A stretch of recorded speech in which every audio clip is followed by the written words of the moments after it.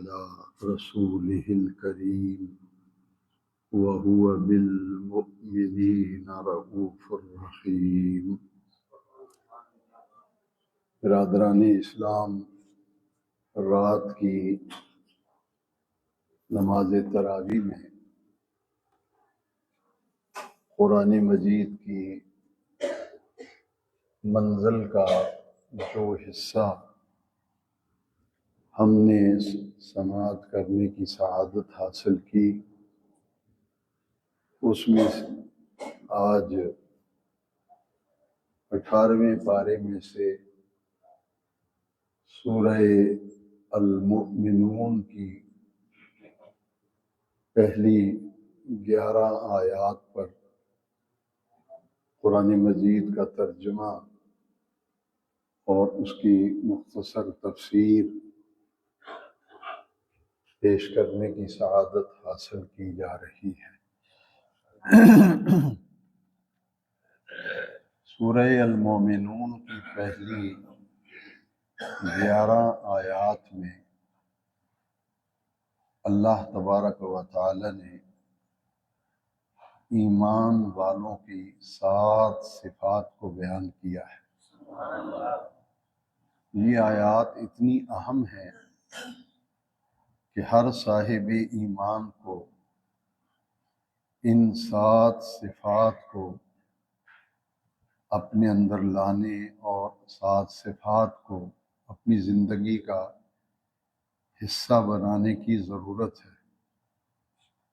جس بندے میں یہ 7 خصوصیات پائی جائیں گی، یہ 7 چیزیں جس صاحب ایمان میں پائی جائیں گی، اللہ تبارک و تعالی نے سورہ مومنون کی 10ویں اور 11ویں آیت میں ان کو جو اجر ملے گا، انہیں جو جزا ملے گی، انہیں جو مقام اور مرتبہ ملے گا، ان کا ذکر سورہ مومنون کی 10ویں اور 11ویں آیت میں فرمایا۔ 9 آیتیں پہلی ایسی ہیں جن میں 7 صفات کا بیان کیا گیا، اور 10ویں اور 11ویں آیت میں جس بندے کے اندر یہ خوبیاں، یہ وصف پائے جائیں گے، علامتیں پائی جائیں گی، ان کو جو جزا ملے گی اس کا ذکر کیا گیا۔ پہلی آیت کریمہ ہے قد افلح المؤمنون۔ یہاں سے سورہ مومنون شروع ہوتی ہے۔ قد افلح المؤمنون، بے شک ایمان والوں نے فلاح حاصل کر لی۔ جب لفظ فلاح بولا جاتا ہے تو اس کا معنی ہے الفوز فی الدنیا والآخرہ، یعنی اس شخص نے دنیا اور آخرت کی کامیابی کو حاصل کر لیا۔ یعنی جس میں ایمان ہے اور اس میں آنے والی 7 صفات پائی جاتی ہیں، اس نے دنیا کی کامیابی بھی حاصل کر لی اور آخرت کی کامیابی بھی حاصل کر لی۔ ان میں پہلی خوبی ایمان والوں کی بیان کی گئی، الذین هم فی صلاتهم خاشعون، جو اپنی نماز میں خشوع کرتے ہیں، جو اپنی نماز میں خشوع کرتے ہیں۔ اب خشوع کا معنی کیا ہے؟ شریعت کی اصطلاح میں خشوع کرنے والے شخص سے مراد وہ شخص ہے جس کے دل میں اللہ تعالیٰ کا خوف، اللہ تعالیٰ کی خشیت ہو، دل میں خشیت اور خوف الہی ہو، اور جب وہ نماز پڑھ رہا ہو تو اس کے اعضاء سے بھی تواضع، عاجزی، انکساری ظاہر ہو رہی ہے۔ اسے کہتے ہیں خشوع۔ عام لوگ کہتے ہیں کہ نماز خشوع سے پڑھنی چاہیے، نماز میں خشوع ہونا چاہیے۔ تو خشوع کا معنی شریعت کی اصطلاح میں یہ ہے کہ نمازی کے دل میں خشیت الہی، خوف الہی ہو، اور جب نماز میں وہ کھڑا ہے تو اس کے جسم کو دیکھ کر عاجزی، انکساری اور تواضع نظر آئے، دل بھی جھکے اللہ کی بارگاہ میں، جیسے رکوع میں جسم جھکتا ہے تو رکوع میں دل بھی جھکا ہوا، سجدے میں اگر سر سجدے میں پڑا ہے، ناک پیشانی زمین پہ لگی ہوئی ہے، تو دل بھی کے اندر بھی اتنی عاجزی انکساری ہو کہ دل بھی اللہ کے حضور میں جھکا ہوا ہو۔ اسے کہتے ہیں خشوع، الذین هم فی صلاتہم خاشعون۔ پہلی صفت یہ ہے کہ نماز پڑھتے ہوئے خشوع ہو۔ خشوع کا معنی میں نے آپ کو عرض کر دیا۔ یہاں حضرت قاضی ثناء اللہ پانی پتی رحمۃ اللہ علیہ نے قرآن مجید کی تفسیر لکھی، تفسیر مظہری۔ اس میں انہوں نے نماز میں خشوع سے متعلق مفسرین کے قول نقل کیے ہیں۔ ان میں سے ایک قول صرف میں عرض کرتا ہوں کہ انہوں نے لکھا ہے کہ خشوع یہ ہے کہ انسان اپنی ساری توجہ نماز میں مرکوز کر دے۔ جب تکبیر تحریمہ کہہ کر نماز شروع کرے تو سلام پھیرنے تک اس کی پوری اور ساری کی ساری توجہ جو ہے توجہ اللہ، اللہ کی طرف اس کی توجہ رہے، اور پوری لگن کے ساتھ نماز کے ایک ایک رکن، ایک ایک فعل جو ہے اس کو پوری ذمہ داری سے اور پوری توجہ سے نماز کے ان اراکین کو ادا کرے۔ اور خشوع کا ایک معنی لکھا ہے کہ اللہ تعالیٰ کے سوا ہر چیز سے منہ پھیر لے، یعنی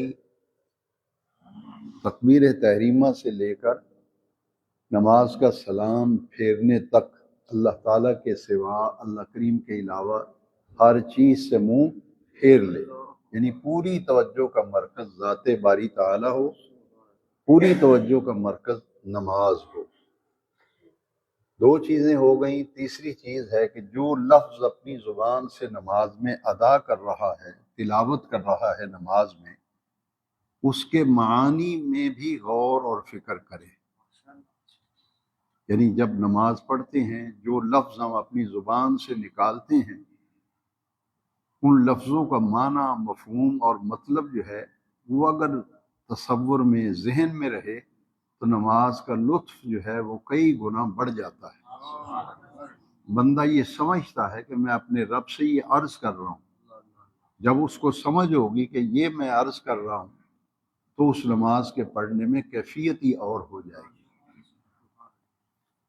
میں اس میں ایک مثال دیتا ہوں۔ ہم نماز میں پڑھتے ہیں سمیع اللہ لمن حمیدہ، اس کا معنی آج یاد کر لیں، نماز پڑھنے کا بڑا لطف آئے گا۔ سمیع اللہ کا معنی ہے اللہ نے سن لی، اللہ نے لمن حمیدہ، جس شخص نے اللہ کی حمد کی، اللہ نے اس کی بات سن لی۔ کیونکہ پہلی رکعت کے اندر، دوسری رکعت میں، تیسری میں، چوتھی میں، جتنی بھی نمازیں ہیں فرض، ان میں ہر فرض نماز میں ہر رکعت کے اندر سورہ فاتحہ پڑھنا واجب ہے۔ سورہ فاتحہ پڑھنا چاروں رکعتوں میں فرض۔ امام صاحب اگر نماز پڑھا رہے ہیں تو امام جب سورہ فاتحہ سری یا جہری نماز ہو، امام کی قرات مقتدی کی قرات ہے، اس لیے امام کے پیچھے سورہ فاتحہ نہیں پڑھی جاتی۔ مقتدیوں کی طرف سے یہ فریضہ امام کے ذمے ہے، جیسا کہ ابن ماجہ شریف کی حدیث میں یہ بیان کیا گیا۔ نبی کریم علیہ السلام نے فرمایا من کان لہ امام فقرأۃ الامام لہ قرأۃ، جو امام کے پیچھے نماز پڑھ رہا ہے تو امام کی قرات یہ مقتدی کی قرات عند اللہ تصور ہوتی ہے۔ کیونکہ امام نمائندہ ہوتا ہے، مقتدی اسے نمائندہ مانے نہ مانے، امام آمین آہستہ کہے، مقتدی اونچی آواز سے کہے، یہ اس کی مرضی۔ لیکن حضور نے فرمایا کہ سورہ فاتحہ امام جب پڑھتا ہے تو مقتدی کی طرف سے یہ فریضہ امام ادا کرتا ہے، اور پھر حضور نے فرمایا کہ جب امام آمین کہے تو تم بھی آہستہ آمین کہا کرو۔ اگر اونچی آمین کہنے کا معاملہ ہوتا تو حضور یہ نہ فرماتے کہ جب امام ولضالین کہے تو تم بھی آمین کہا کرو، کیونکہ اونچی آواز سے کہتے تو سب کو پتہ تھا، کہنے کی ضرورت نہیں تھی۔ حضور نے فرمایا 4 چیزیں ایسی ہیں جو امام آہستہ پڑھتا ہے۔ تعوذ، ثنا پڑھ کے اعوذ باللہ من الشیطان الرجیم، بسم اللہ الرحمن الرحیم، امام آہستہ پڑھتا ہے، اور پھر وہ الحمد سے قرات شروع کرتے ہیں۔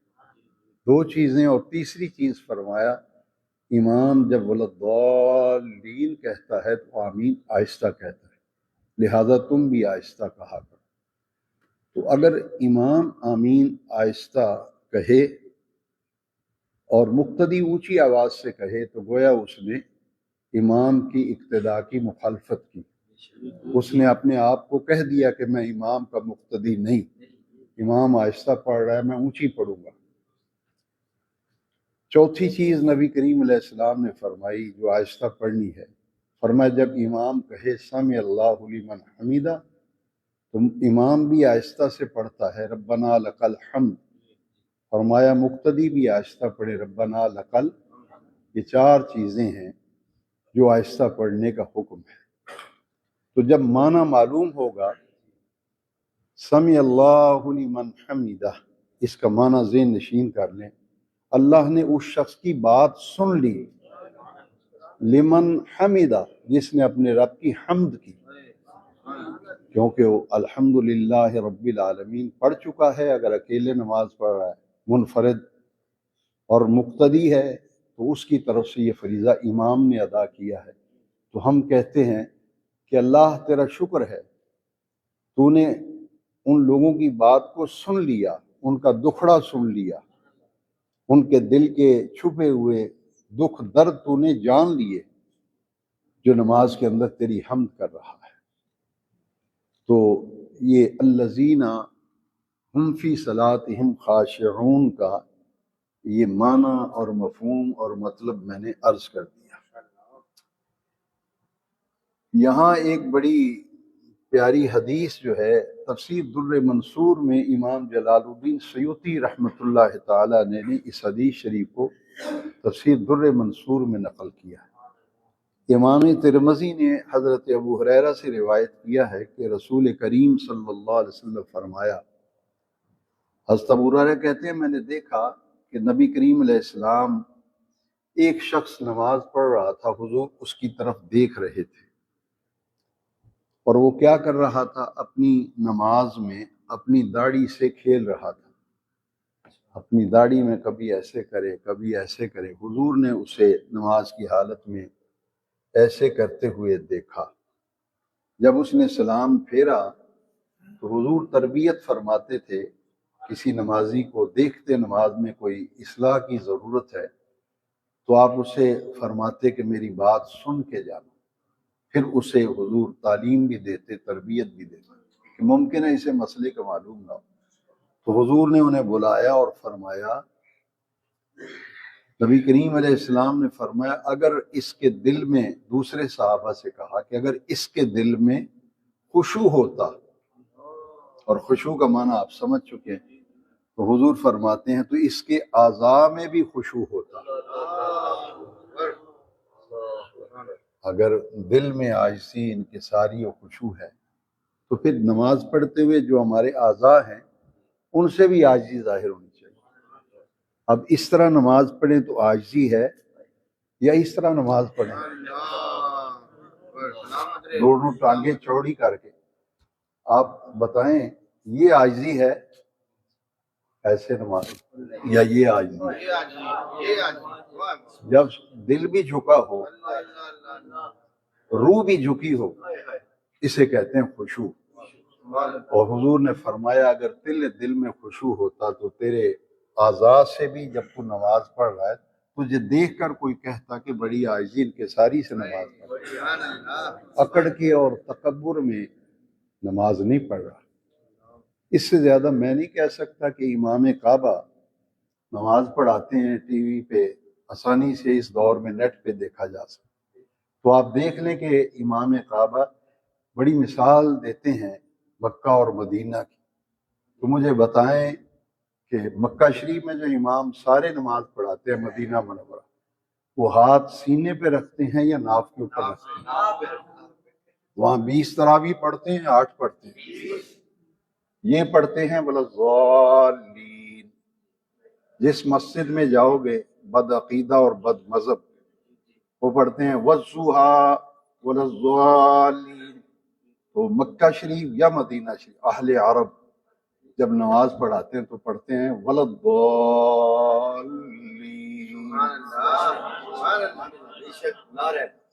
کہیں گے والضحیٰ، فرق واضح ہے۔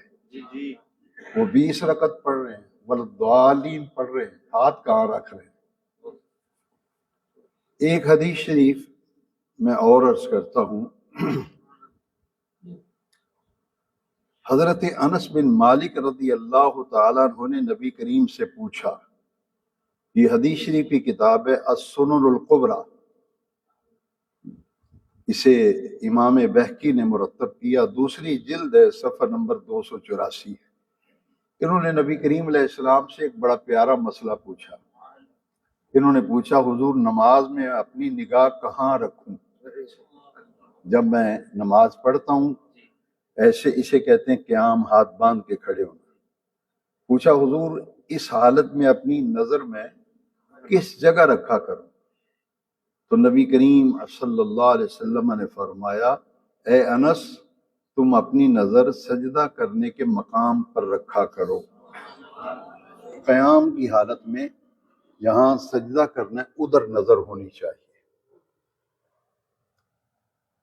حضرت عبداللہ ابن عمر رضی اللہ تعالیٰ نے اس آیت کی تفسیر الذین هم فی صلاتہم خاشعون، اس میں حضرت عبداللہ ابن عمر فرماتے ہیں کہ نبی کریم صلی اللہ تعالی علیہ وسلم جب نماز پڑھتے تھے تو اپنی نماز کی طرف متوجہ رہتے تھے اور اپنی نظریں جھکا کر سجدے کی جگہ رکھتے تھے،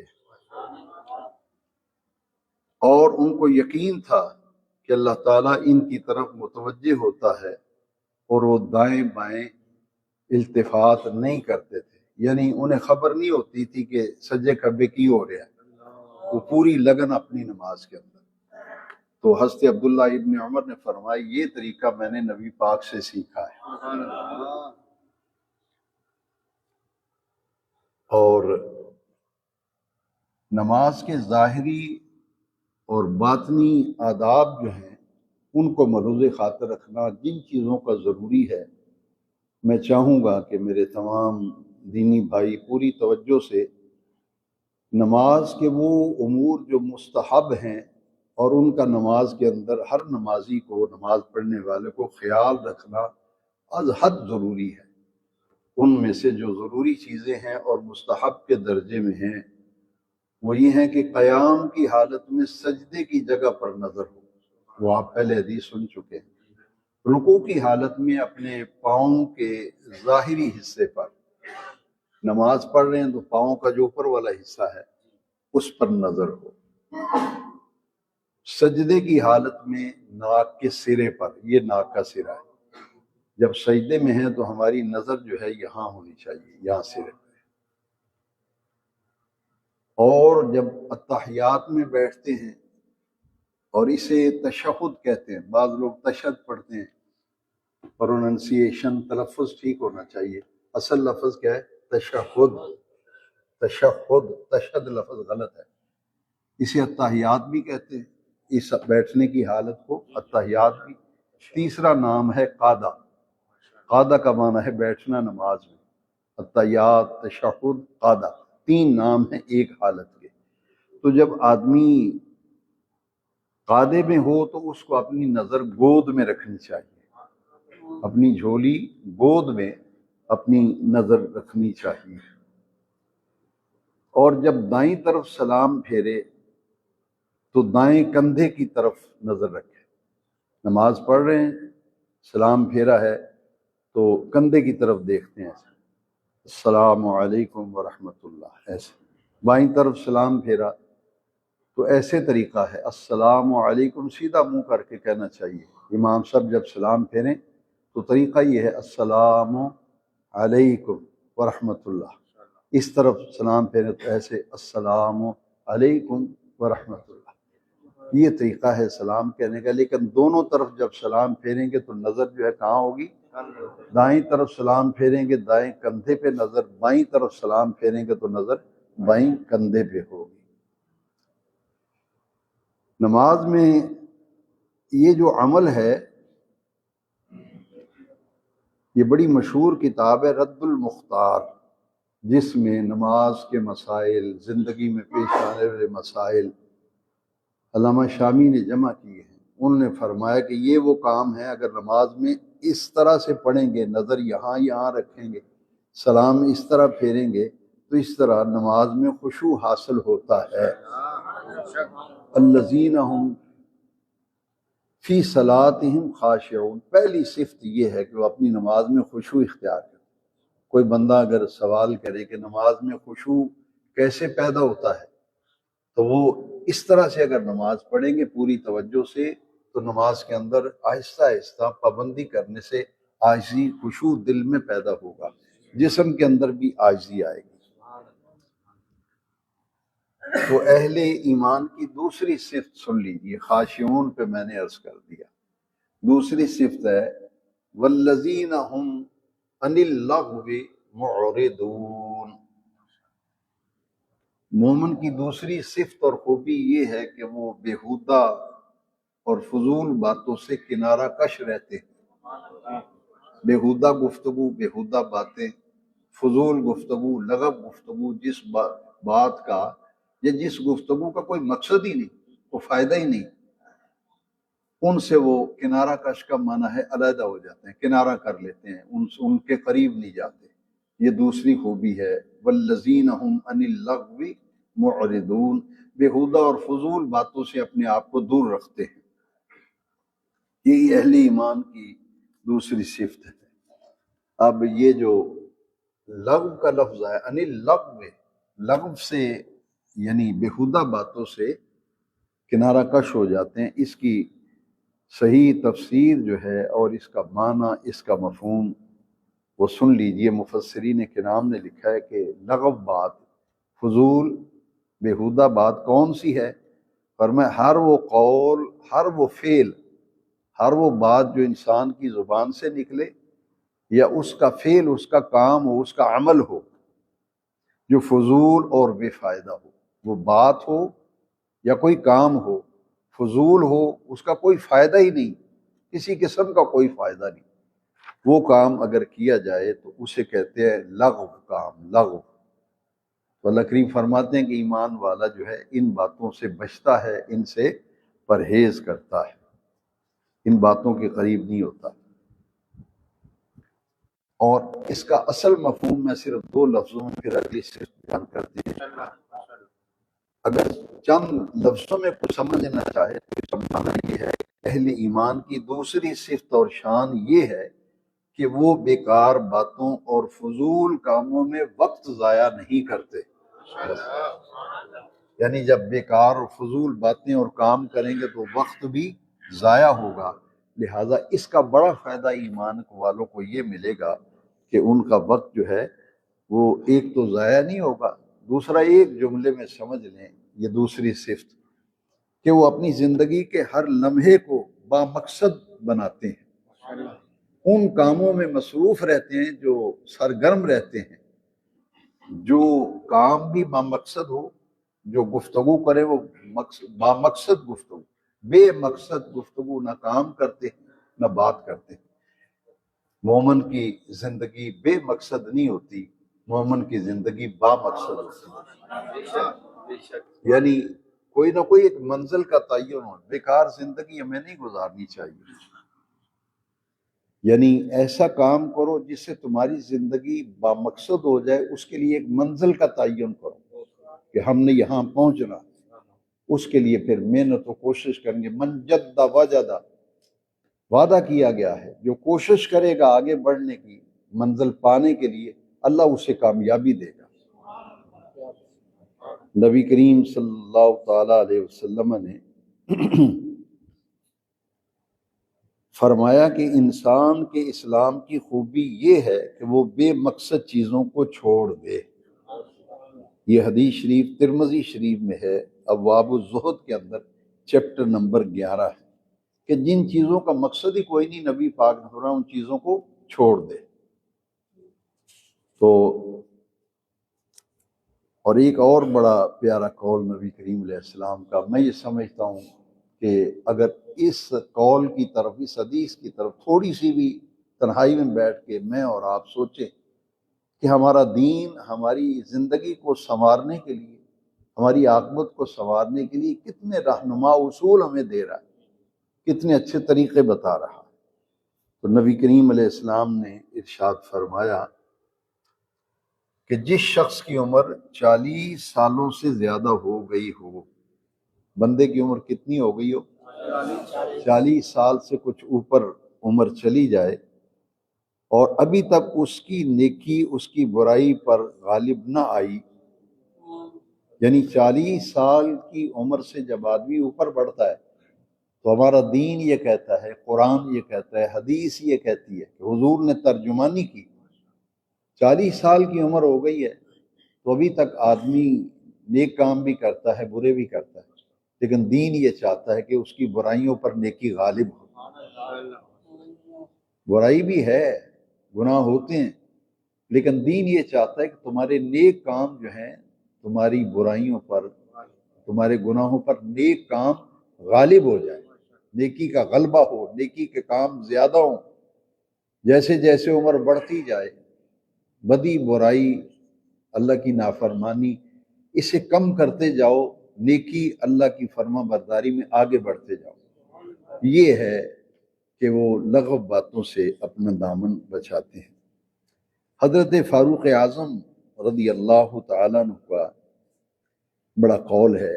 ہاں ایک بات رہ گئی، ایک تو یہ کہ اس کی برائی پر نیکی غالب ہونی چاہیے، دوسری بات یہ ہے اگر کسی کے اندر یہ کیفیت پیدا نہیں ہوئی کہ اس نیکی بھی ہے اور برائی بھی ہے لیکن نیکی برائیوں پہ غالب نہیں، تو نبی کریم علیہ السلام نے فرمایا تو وہ جہنم کی آگ کے لیے تیاری کر لے۔ اس میں ایک بڑا پیارا نقطہ ہے، وہ فارسی کا ایک شعر ہے ہمارے بزرگوں کا، اس میں اس جتنی گفتگو میں نے کی ہے نا دوسری صفت اور اس حدیث میں جو کہا، انہوں نے کہا ہے 40 سال عمر عزیزت گزشت، 40 سال عمر عزیزت گزشت، مزاج تو از حال طفلے نہ کشت، کہ تیری عمر 40 سال ہو گئی، عادتیں تیری وہی بچوں والی ہیں، عادتیں تیری نہیں بدلی۔ تو دین یہ کہتا ہے کہ 40 سال سے اوپر تو بدلنا چاہیے، اب نہیں بدلیں گے تو کب بدلیں گے؟ اتنی عمر ہو گئی 40، بڑی عیش و عشرت کی، بڑا کچھ دیکھ لیا، لیکن اب دین یہ چاہتا ہے کہ 40 سال تمہاری عمر ہو گئی ہے، اب کچھ آگے کی تیاری کرو، کچھ آگے کی بھی فکر کرو۔ اس کے لیے ایک عمل بتا دیا گیا کہ اگرچہ تمہارے گناہ، ہر انسان سے گناہ ہوتے ہیں، لیکن دین چاہتا ہے کہ اس کی نیکیاں گناہوں پہ اوپر بھاری ہوں، نیکیاں زیادہ ہوں، گناہ کم ہوں، غالب ہو جائیں۔ حضرت عمر رضی اللہ تعالیٰ عنہ نے اس آیت کے متعلق، تفسیر کے متعلق فرمایا، تفسیر روح المعانی میں سورہ الم نشرہ کی تفسیر میں علامہ محمود آلوسی حنفی بغدادی نے حضرت عمر فاروق اعظم کا قول نقل کیا ہے کہ میں اس بات کو سخت ناپسند کرتا ہوں کہ میں تم میں سے کسی کو نکما بیٹھے ہوئے دیکھوں۔ اس میں بڑا نقطہ ہے، والذین هم عن اللغو معرضون، وہ فضول باتوں سے بچ، اتنے کی کر دے بس ایویں بیٹھے کدھر چل ایویں ذرا اتنے پھرن ٹرن چلیا. وہ فرماتے ہیں کہ میں سخت ناپسند کرتا ہوں، مجھے یہ پسند نہیں ہے، میں ناپسند کرتا ہوں اس بات کو کہ کسی بندے کو میں نکما بیٹھے ہوئے دیکھوں، نہ وہ دنیا کو کوئی کام کر رہا ہے نہ اپنی آخرت کو سنوار رہا ہے. اللہ اکبر، کیسی پیاری بات. نہ دنیا دا کوئی کام کرتا ہے تو نہ آخرت دا، بیکار بیٹھا ہے. فرماتے ہیں میں سخت ناپسند کرتا ہوں کہ بندہ بیکار زندگی گزارے. میرے پیارے بھائیوں، بہت ہی پیارے بھائیوں، اس بات ایک جملے میں بتاؤں گا، اللہ یہ چاہتا ہے کہ میرا ہر بندہ با مقصد زندگی گزارے. وہ دنیا کمائے، روزی رزق حلال کمائے، اللہ کی رحمت ہوتی ہے. دنیا کماؤ اور آخرت کماؤ بس. اور بے مقصد بات، جس کا فائدہ ہی کو نہیں، جس کام میں کوئی مقصد نہیں، اس سے اپنا دامن بچایا جائے. اور یہ اگر دو چیزیں، دو صفتیں ابھی بیان ہوئی ہیں، ایک نماز میں خشوع اور بے مقصد باتوں سے دامن بچانا، یہ بہت ضروری ہے. لیکن ایک چیز الذین ہم فی صلاتہم خاشعون کی تفصیل میں نے سمجھا دی. دوسری پر ایک بات جو ہے وہ بہت زیادہ ضروری ہے کہ یہ جو سیر و تفریح ہے، کسی کو غلط فہمی نہ ہو جائے.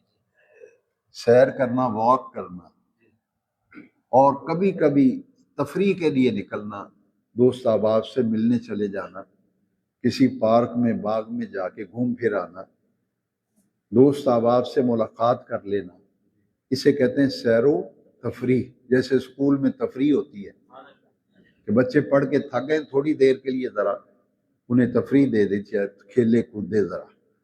تو ان آیات کی تفسیر میں دیکھیے دین کتنی پیارے طریقے سے مفسرین نے سمجھا ہے. فرماتے ہیں کہ ایسی سیر و تفریح جو جسمانی صحت کا اور اپنے مشاغل نشاط جو قلب و روح کی تازگی کا باعث ہوں، وہ لغو میں داخل نہیں ہیں. سبحان. ایسے کام، آدمی کام کر کر کے تھک گیا ہے، کاریگر ہے کام کر رہا ہے، مزدور ہے، مستری ہے کام کر رہے ہیں، یا کوئی مطالعہ کا کام، استاد ہے پڑھاتا ہے، ٹیچر ہے، پروفیسر ہے تعلیم دے رہا ہے، وکیل ہے محنت کر رہا ہے، جج بیٹھا ہے، مجسٹریٹ ہے، کوئی بھی جو آپ کا شعبہ ہے. آدمی جب کام کرتا ہے تو جسمانی تھکاوٹ ہو جاتی ہے، ذہن تھک جاتا ہے، نظر تھک جاتی ہے، اعصاب پہ اثر ہوتا ہے. تو یہ سیر و تفریح اس لیے جائز رکھی گئی تاکہ طبیعت تازہ دم ہو جائے. طبیعت، اسے کہتے ہیں نشاط، طبیعت میں نشاط پیدا ہو. اور روح جو ہے جب تھوڑا سا آدمی آرام کرتا، مثلا آپ نماز پڑھی ہے یا تہجد پڑھی ہے، آپ تجربہ کر کے تہجد پڑھیں تو حضور تھوڑی دیر لیٹتے تھے، اس طرح دایاں ہاتھ حضور رکھتے تھے، چہرہ قبلے کی طرف ہوتا تھا، تہجد پڑھ کے حضور تھوڑی دیر لیٹتے تھے. ایسا کرنے سے کیا ہوتا ہے کہ روح کو تازگی ملتی ہے.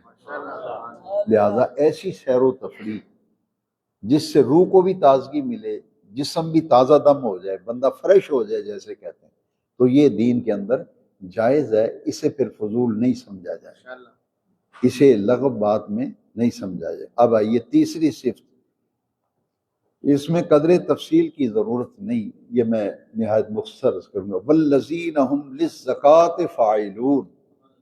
تیسری صفت یہ ہے کہ وہ جو زکوٰۃ ادا کرتے ہیں، یعنی نماز میں خشیت، بے مقصد باتوں سے بچنا. تیسری بات ہے اپنے اموال کی جو زکوٰۃ دیتے ہیں، یہ ایمان والوں کی خوبی ہے، ایمان والوں کی صفت ہے، ان کی شان ہے کہ اللہ کا دیا ہوا مال اس کے حکم سے 40واں حصہ اللہ کے راستے میں نکالتے. یہاں صرف ایک نوٹ میں تبصرہ عرض کروں گا. کل کی منزل میں بھی، پرسوں میں، خاص طور پہ پرسوں کی منزل میں بہت سی آیتیں گزری ہیں جن میں اللہ تعالیٰ نے ہر نبی سے فرمایا.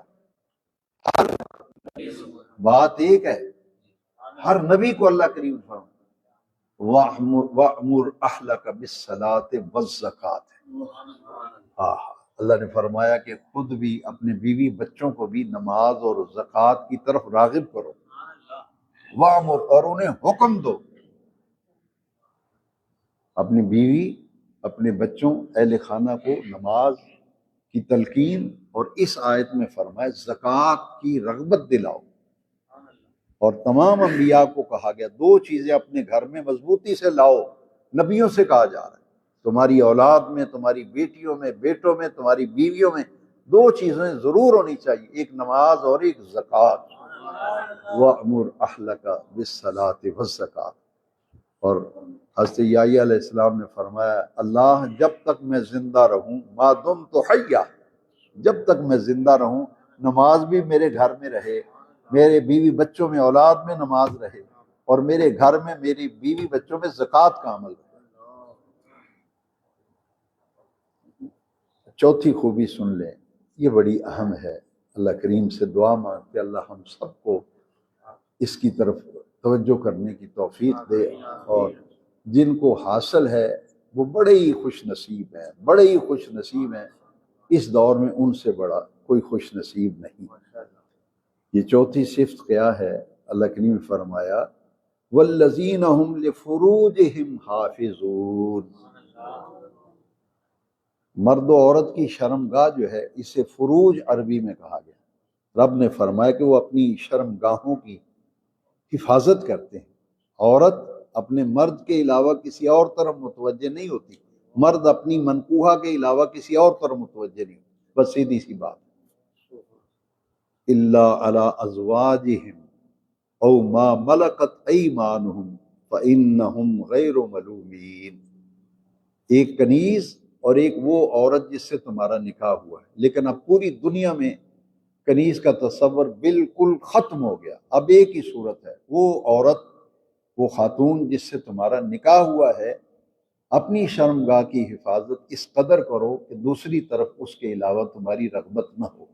اسی طرح جیسے مرد کے لیے حکم ہے، عورت کے لیے حکم ہے کہ تیری جنسی خواہشات کی تکمیل کے لیے رب کریم نے نکاح کا عمل رکھا ہے، النکاح من سنتی، لہذا جنسی خواہشات کی تکمیل کے لیے حلال ذریعہ نکاح ہے۔ تمہارے نکاح میں جو عورتیں ہیں ان کے علاوہ تمہاری توجہ کسی اور خاتون کی طرف رغبت جو ہے یہ اللہ کو سخت ناپسند ہے، اس لیے فرمایا والذین هم لفروجہم حافظون، کہ وہ اپنی شرم گاہوں کی حفاظت کرتے ہیں۔ یہاں صرف ایک حدیث سنا کے پھر اگلی سے، کیونکہ اس میں کسی وضاحت کی ضرورت نہیں، یہ شرم و حیا کی باتیں اللہ کریم نے اشارے میں سمجھائی، شرم و حیا کی باتیں اشارے میں سمجھا دی کہ شرم گاہوں کی حفاظت کرو۔ ایک حدیث میں قدر تفصیل ہے ذرا، حضور نے ارشاد فرمایا تم اپنے جسم کے دو اعضاء ہیں ان کی مجھے ضمانت دے دو۔ یہاں بھی حضور نے اشارے میں بات کی ہے، بات شرم و حیا کی ہے۔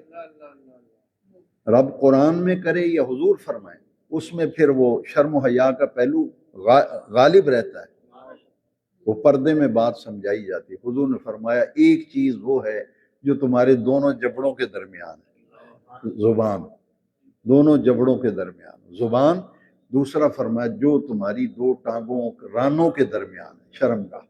فرمایا دو میں یضمن لی امرین، جو مجھے ان دو جسمانی اعضاء کی ضمانت دے گا، حضور نے فرمایا اسمن لہ الجنہ، میں اس شخص کو جنت کی ضمانت دوں۔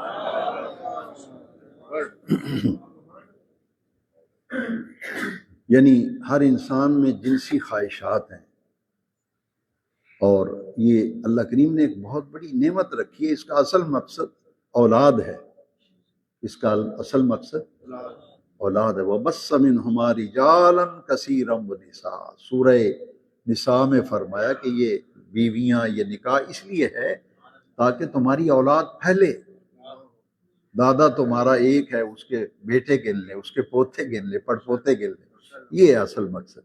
اسے کہتے ہیں باغ کھڑیا ہے، ملک صاحب دا باغ کھڑیا ہے، چودھری صاحب دا باغ کھڑیا ہے جی، بٹ صاحب دا باغ کھڑیا۔ کیا رب نے یہ اصل مقصد یہ ہے نکاح کا، شادی کا، جنسی خواہشات کی تکمیل کے لیے۔ یہ اگلی آیت جو ہے نا، اس میں اس کے علاوہ جتنے بھی طریقے جنسی خواہشات کے تکمیل کے لیے ہیں وہ حرام قطعی ہیں، اس لیے اللہ کریم نے اگلی آیت میں فرمایا فَمَنِ ابْتَغَىٰ وَرَاءَ ذَلِكَ فَأُولَٰئِكَ هُمُ الْعَادُونَ۔ اور جس نے ان دو کے علاوہ، ایک تو ختم ہو گیا کنیز، پوری دنیا میں کہیں کنیز نہیں، اب ایک ہی راستہ رہ گیا، لیکن آیت میں ہدایت ہے نا، کتاب ہدایت، فرمائے ان دو چیزوں یعنی بیوی اور کنیز کے علاوہ کسی اور کی طلب کی تو وہی لوگ حد سے تجاوز کرنے والے ہیں۔ وَمَنِ ابْتَغَىٰ وَرَاءَ ذَٰلِكَ فَأُولَٰئِكَ هُمُ الْعَادُونَ، جنسی خواہشات کی تکمیل کے لیے اگر کوئی اور راستہ اپنائے گا تو اللہ کریم فرما رہے ہیں کہ وہ تو پھر حد سے بڑھ رہا ہے۔ میں نے حد قائم کر دی، ریڈ لائن لگا دی کہ بس اس سے آگے نہیں جانا آپ نے۔ اگر تم ایسا کرو گے تو تم یہ سمجھ رہے ہو کہ اللہ کی حدوں کو پامال کر رہے ہو۔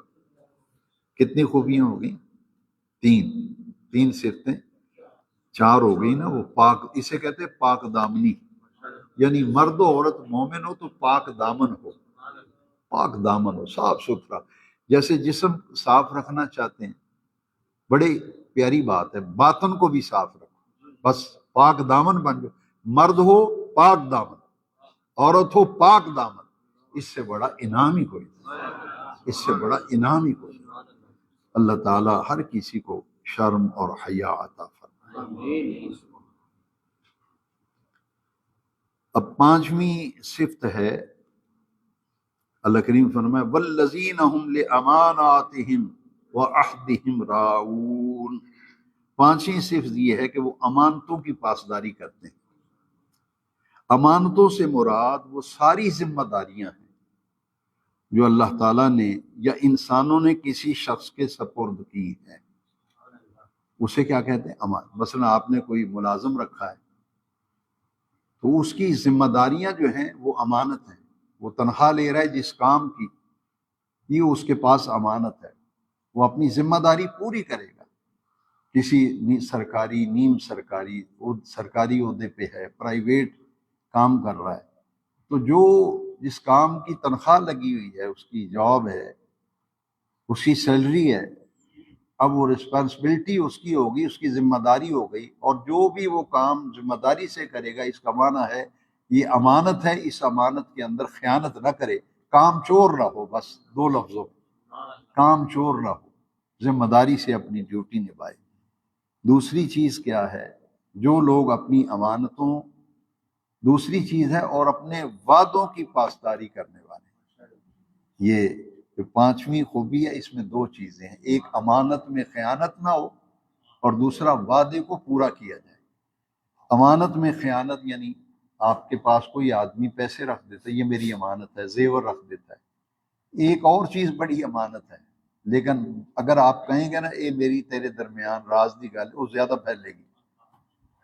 جس چیز کو شہر میں نشر کرنا ہو نا، تو جس بندے سے کو کہ بس تیرے تے میرے درمیان رہے، بس خیال رکھنا کسی اور نہیں دسنا، میرا یہ تجربہ ہے، وہ چیز زیادہ پھیلتی، وہ 100 بندے نو دسدا ہے، نال آندا جی انہیں مینوں آکھیا سی تیرے تے میرا راز ہے، کہ میں تیرے نہ کیتی اگے نہ کری، وہ دوسرے نو کہندا تیرے نہ کیتی تو اگے نہ کری۔ وہ راز پتہ ہے کیا ہے؟ حضور کی حدیث ہے، جو بات آپ مجھ سے کریں میں آپ سے کروں، وہ آپ کا راز ہے نا، وہ میرے پاس امانت ہے، اسی انہوں امانت سمجھتے نہیں۔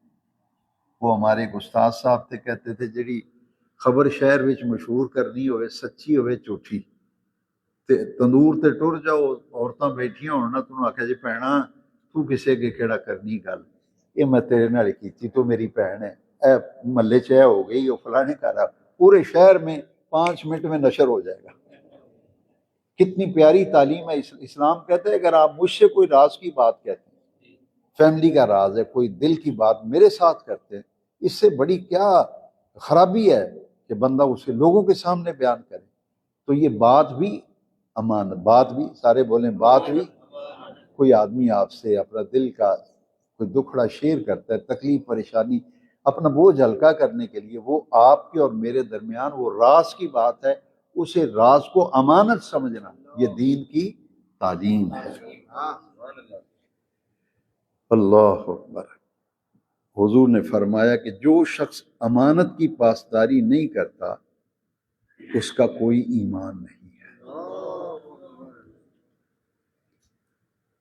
مومنوں کی بات جو ہے وہ بھی امانت ہے۔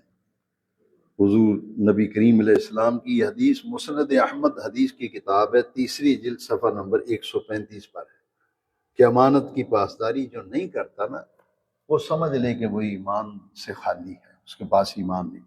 چھٹی صفت اس میں پھر وہی اللہ تبارک و تعالی نے جو بات کی ہے، وعدے سے مراد کہ وعدوں کی پاسداری کرتے ہیں، اور وعدے سے مراد وہ سارے ایگریمنٹ ہیں، معاہدے ہیں، دو پارٹیوں کے درمیان، دو آدمیوں کے درمیان کوئی معاملہ طے پا جاتا ہے، خرید و فروخت کا ہو، لین دین کا ہو، کاروبار کا ہو، دو آدمیوں کے درمیان جو معاہدہ ہوتا ہے، ایگریمنٹ ہوتا ہے، اور انسان اور خدا کے درمیان بھی ایک معاہدہ ہے، انسان اور انسان کے درمیان بھی معاہدے ہوتے ہیں۔ تو اللہ کریم نے قرآن میں فرمایا مجھ سے معاہدہ ہو یا تمہارا کسی انسان سے معاہدہ ہو، مومن کی یہ صفت ہے کہ وہ اپنے وعدوں کی پاسداری کرتا ہے، کیونکہ حضور نے فرمایا جو مومن وعدہ خلافی کرے اس کا دین خطرے میں ہے۔ وعدہ خلافی کرنے والے کا دین خطرے میں ہے۔ یہاں صرف ایک حدیث شریف بیان کر کے میں 7ویں صفت بیان کرتا ہوں۔ نبی کریم علیہ السلام نے فرمایا آیت المنافق ثلاثۃ، منافق کی 3 نشانیاں ہیں۔ یہ حدیث شریف صحیح بخاری شریف میں ہے، کتاب الشہادات ہے، اور باب نمبر چیپٹر نمبر 28 ہے۔ حضور نے فرمایا منافق کو پہچاننا ہو اس کی 3 نشانیاں ہیں۔ آیت المنافق ثلاثۃ، منافق کی 3 نشانیاں ہیں۔ پہلی نشانی یہ ہے جب بات کرے گا تو جھوٹ بولے گا، بات کرے تو جھوٹ بولے، اور اگر اس کے پاس امانت رکھی جائے یا امین بنایا جائے کہ میری بات تیرے پاس امانت ہے، آگے نہ جائے، یہ پیسہ امانت ہے، یہ میری رجسٹری مکان کی امانت ہے، یہ ڈاکومنٹس امانت ہے، کوئی سونا ہے، زیور، کوئی چیز بھی اگر امانت رکھی گئی ہے، حضور فرمایا دوسری نشانی یہ ہے کہ اگر اسے امین بنایا جائے، خزانچی بنایا جائے، کیشیئر بنایا جائے، مال و دولت کا نظام اس کے ہاتھ میں ہو، تو نبی کریم صلی اللہ علیہ وسلم نے جس کو امین بنایا جائے، امانت رکھی جائے، تو وہ اس میں خیانت کرے۔ یہ دوسری نشانی ہے منافق، بات کرے تو جھوٹ بولے، امانت رکھی جائے تو خیانت۔ پیسے رکھے ہو تو کہو یارو میرے کو لگ گئے نہیں، پیسے تیرے جو رکھے سن امانت وہ میں لا بیٹھا ہوں، تو میں تے چودھری ہوں لوڑ دے، وہ تو میں یار لا بیٹھا ہوں، کتوں دیاں تیرے؟ تو اسے کہتے ہیں امانت میں۔ اس کا طریقہ ایک بزرگ ہے، نام نہیں لیتا، ان کے پاس لوگ امانتیں رکھتے تھے، بڑے دیانتدار، تو وہ کیا کرتے تھے، انہوں نے لفافے بنائے ہوئے تھے، امانت لفافے میں رکھ کے، کپڑے کے تھیلے میں رکھ کے اسے سیل کر کے اوپر لکھ دیتے تھے فلاں کی امانت، اور اندر ایک وصیت نامہ لکھ دیتے تھے اگر میں فوت ہو جاؤں تو یہ تھیلا فلاں کا ہے، اس کو پہنچا دینا۔ یعنی یہاں تک احتیاط کہ اگر مسجد کے لیے 5000 کا نوٹ دیا ہے، ہم احتیاط نہیں کرتے، ہم سب سے غلط، تو اتنی احتیاط وہ حضرت صاحب فرماتے تھے کہ 5000 کا نوٹ اگر کہ ایجی مسیح پیسے، وہ اسے ایک کاغذ کے لفافے میں ڈال کے نام لکھ کے اوپر 5000 اس کو ٹیپ سے بند کر دیتے تھے، کہتے تھے جو نوٹ دیا ہے وہی جائے گا۔ وہ کہتے تھے حالانکہ اس طرح جائز ہے، 5000 دیا، آپ 1000 کے نوٹ مسجد کو دے دیں، جائز ہے، گناہ کوئی، لیکن اسے کہتے ہیں تقوی، اس چیز کا نام ہے تقوی۔ انہوں نے کہا بھی وہ جیڑی امانت ہے بھائی، وہ نوٹ امانت ہے، وہ سگواں نوٹ وہی جائے گا مسیتی۔ میں نے دیا کہ یہ جی ملک صاحب کو، شیخ صاحب کو یہ امانت دے دیں، اس کو اس بیانی اسی شکل میں دینا، یہ ہے امانت داری۔ منافق کی 3 نشانیاں ہیں، بات کرے تو جھوٹ بولے، امانت رکھی جائے تو خیانت کرے، تیسری چیز ہے وعدہ کرے تو وعدے کی خلاف ورزی کرے۔ یہ صحیح بخاری کے اندر ہے۔ اور اہل ایمان کی 7ویں صفت جو ہے، پھر بات لوٹ کر نماز کی طرف شروع بھی نماز سے، پہلی صفت نماز سے ہوئی تھی، الذین هم فی صلاتہم خاشعون، اور 7ویں صفت جو ہے اللہ کریم نے کیا فرمایا، والذین هم علی صلاتہم یحافظون۔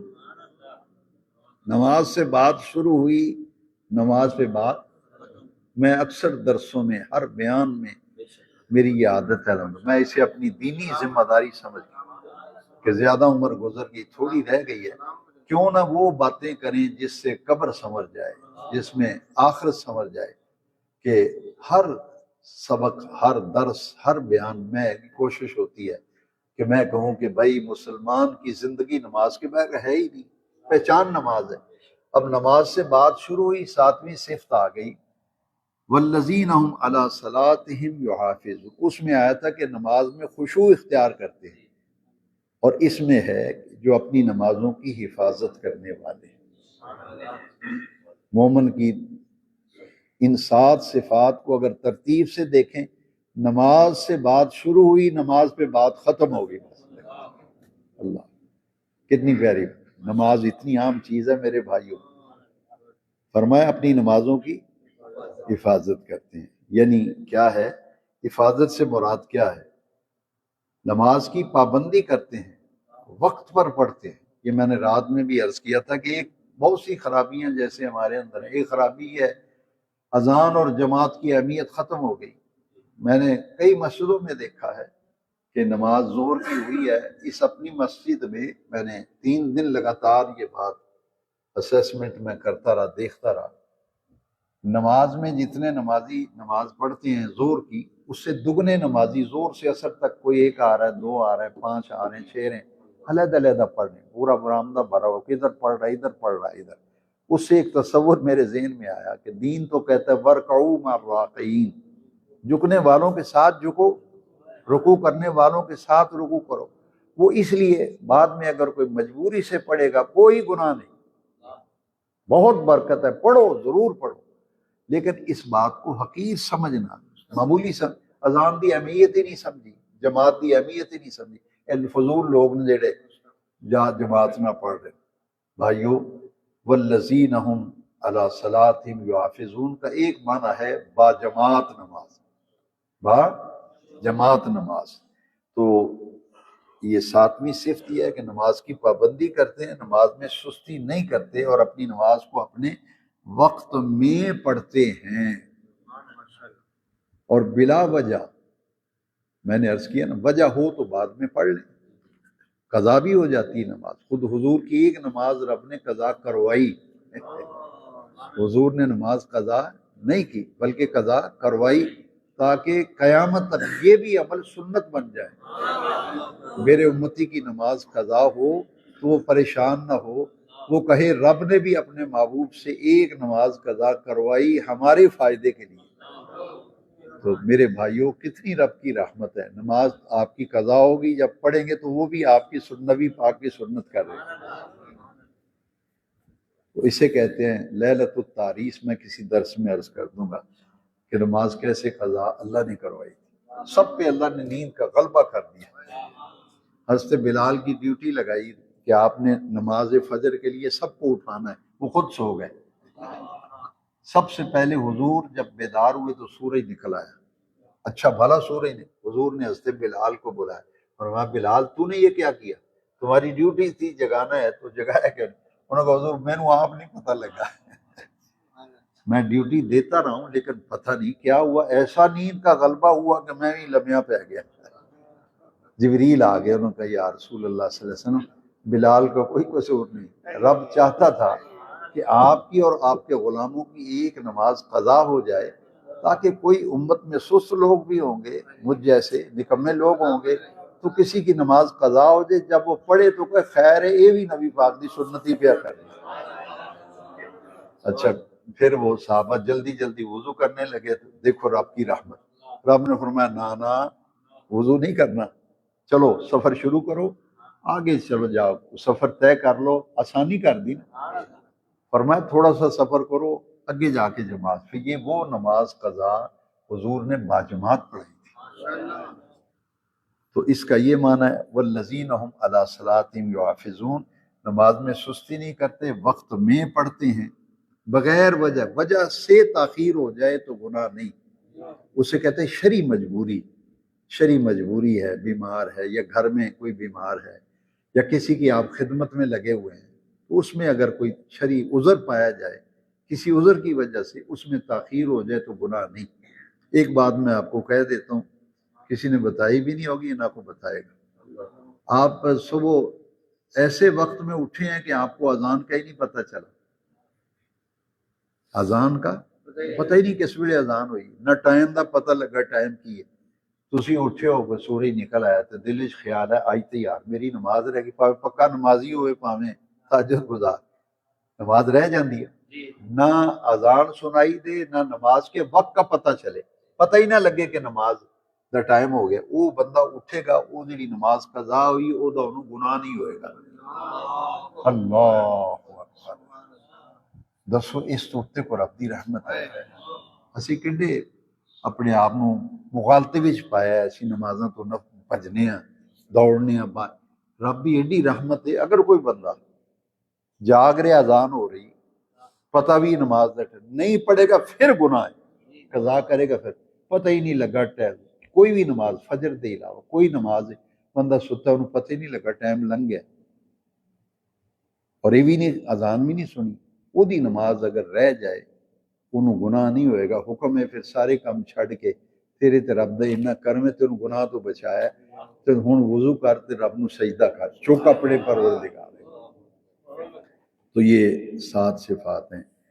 آخری آیت جو 10ویں اور 11ویں ہے صرف ایک آدھے منٹ میں، اللہ کریم نے فرمایا جن لوگوں میں یہ 7 خوبیاں پائی جائیں گی کتنا بڑا انعام اور کتنی بڑی جزا ہے۔ اولئک هم الوارثون، یہی لوگ ہیں جو وارث ہیں۔ کیڑی چیز دے وارث؟ فرمایا اولئک هم الوارثون، یہی وہ لوگ ہیں جن میں 7 صفتیں 7 شانیں 7 خوبیاں پائی جائیں۔ بے نیاز رب فرماتا ہے اولئک هم الوارثون، یہی لوگ وارث ہیں کس چیز کے؟ الذین یرثون الفردوس، الذین یرثون الفردوس، جنت جو ہے نا الفردوس، ایک جنت میں کئی جنتیں ہیں، سب سے اونچے درجے کی جنت کا نام ہے جنت الفردوس۔ فرمایا جن میں یہ 7 خوبیاں پائی جائیں گی یہی لوگ جو وراثت پائیں گے کس میں سے؟ جنت الفردوس میں سے۔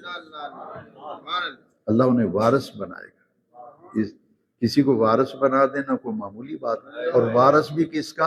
جنت الفردوس۔ اولئک هم الوارثون الذین یرثون الفردوس، وہ وارث بنائے گا لیکن یہ نہیں کہ 3 مہینے بعد کٹ دے گا۔ یہ آیت کا آخری لفظ بڑے ہی پیارا، بڑے اللہ انہیں جنت کا، اور جنت بھی جنت الفردوس کی وراثت میں سے انہیں حصہ ملے گا، اور اللہ کریم ہم فیہا خالدون، پھر ہمیشہ ہمیشہ اسی جنت الفردوس میں رہیں گے، پھر کسی اور پاس سے جانا نہیں، ہم فیہا خالدون، اس میں ہمیشہ ہمیشہ رہیں گے۔ نبی کریم صلی اللہ تعالیٰ علیہ وسلم نے فرمایا کہ جنت میں 100 درجے ہیں۔ کتنے؟ وہ حدیث اکثر میں سناتا ہوں کہ حافظ قرآن سے کہا جائے گا جنت میں داخل ہو جا، درجے چڑھتا چلا جا، جہاں تیرے قرآن کی منزل ہوگی تیرے ٹھہرنے کا درجہ وہ ہوگا۔ تو کتنے درجے ہیں؟ 100 درجے ہیں، 100 سیڑھیاں سمجھنے کے لیے۔ حافظ قرآن پڑھتا جاتا ہے چڑھتا جاتا ہے، جہاں اس کی منزل جس درجے پہ ختم ہوگی اللہ فرمائے گا تیرا ٹھکانہ یہی ہے۔ اور حضور نے فرمایا جنت میں 100 درجے ہیں، اور ہر 2 درجوں کے درمیان اتنا فاصلہ ہے جتنا زمین اور آسمان کے درمیان۔ اور حضور نے فرمایا جنت الفردوس اس کا سب سے بلند درجہ ہے، سب سے اونچا درجہ جنت کا جنت الفردوس ہے، اور اس جنت کی 4 نہریں جاری ہیں۔ جنت الفردوس میں کتنی، اس سب سے اونچے درجے کی جنت میں کتنی نہریں جاری ہیں؟ 4۔ نبی پاک نے اس کے اوپر پھر جنت الفردوس کے اوپر اللہ کا عرش ہے۔ جنت کے 100 درجے، سب سے اونچا درجہ جنت الفردوس، اوپر کیا ہے؟ اللہ کا عرش ہے۔ اللہ اکبر۔ اب یہ بڑی پیاری حدیث ہے، اس پر میں ختم کر رہا ہوں۔ بہت پیارا مضمون ہے آج، آپ نے محسوس کیا ہے، ایمان تازہ ہو، آپ نے سنا ہے، میں نے بیان کیا ہے، ایسے روح تازہ ہو گئی ہے، دل خوش ہو گیا ہے۔ ہمارے رب کے ہمارے اوپر کتنے کرم ہیں، ہمیں اللہ کا شکر ادا کرتے رہنا چاہیے۔ اب حضور نے کیا فرمایا، یہ آخری لفظ درس کا بڑے غور سے سن لے، ایسے نہیں ہم کہتے ہمارے کسی فرینڈ کا یار سجن کا باپ فوت ہو جائے، ماں ہم دعا کہتے اللہ توڑی اماں جی نو، یا اسی کہنے اماں جی نو اللہ جنت الفردوس جگہ دے، اللہ کریم ابا جی نو جنت وچ اعلیٰ مقام دے، تو حضور کی حدیث سنے گے کلیجے میں ٹھنڈ پڑ جائے گی۔ سرکار نے فرمایا جب بھی تم اللہ سے سوال کرو تو جنت الفردوس کا سوال کیا کرو۔ چیزاں رب کو منگ دے ہو منگیا کرو، بس سرکار نے فرمایا جب بھی سوال کرو رب سے مانگو نا تو کہا کرو یا اللہ جنت کے 100 درجے ہیں، ایک جنت میں کئی جنتیں، میں نے وہ جنت چاہیے دی جڑی سب تو اونچے درجے دی جائے۔ اس سے معلوم ہوا رب سے مانگے تو دل کھول کے مانگے، پھر چھوٹیاں چھوٹیاں چیزاں نہ منگیا کرو، یہ برکت نہ لب جاندیاں، مانگا کرو تو اعلیٰ درجے کی چیزیں رب سے مانگو، کیونکہ نبی پاک نے فرمایا جب بھی رب سے سوال کرو تو یہ سوال اللہ جنت الفردوس عطا کرنا۔ وآخر دعوانا الصلاۃ والسلام علیک یا سیدی